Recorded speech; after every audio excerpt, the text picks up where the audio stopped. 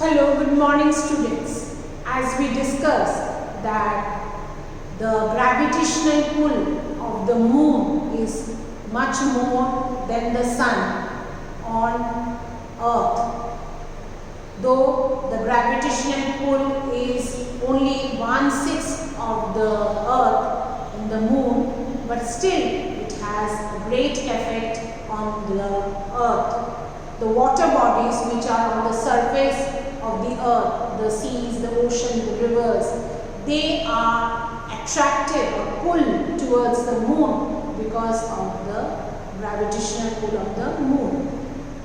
And that's why on the new moon and on the full moon days, the tides are more or much higher than the other days. You will notice that the level of water rises very high during the days when we have the full moon and the days when we have no moon. Now how it happens, I'll just explain to you children.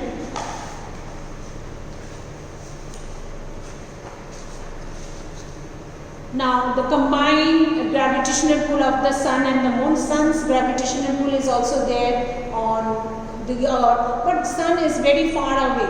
Okay, so the moon's effect is much more. The moon and the sun pulls the water surfaces which are facing towards it and which are not facing, both the opposite side.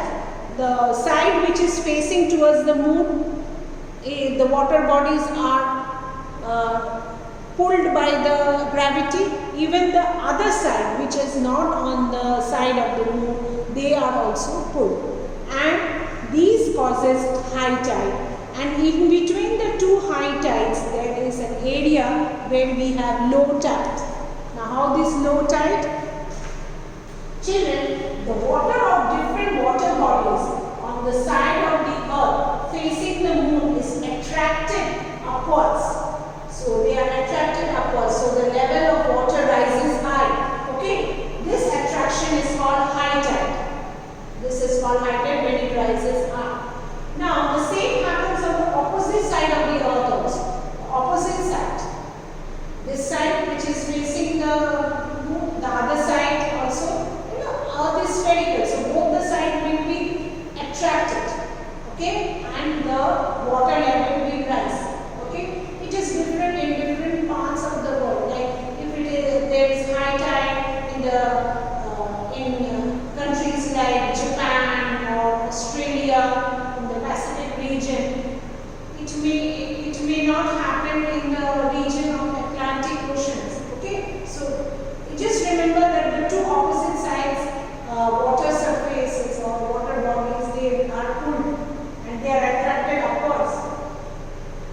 In the areas between the two high tides, the water form the low tide. Why?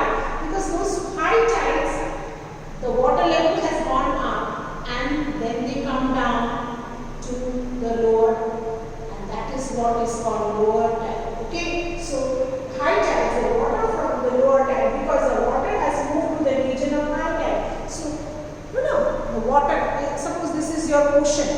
So this is your ocean. And both the sides, the water has rose to a higher level. So there will be no tide, means the level of water will go down in this area, because both the sides there were pull attraction, and so the water has gone to both the sides and they have been pulled upwards.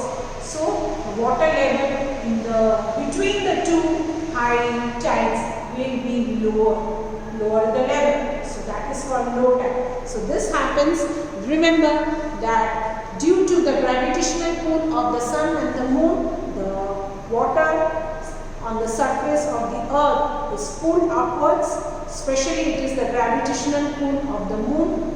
The part of the water bodies which are facing towards the moon will be attracted, pulled upward, and same thing happens to the opposite side of the earth. So what happened? The two sides are pulled apart. So in between the water level will go down. which will form the low tide. So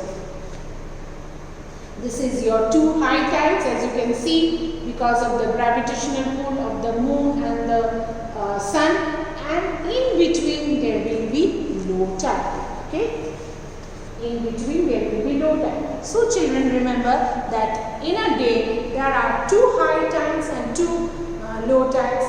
Okay, and it's more, the tide, the level of water rises much more on the days, two special days, that is the new moon and the full moon. Okay, thank you children.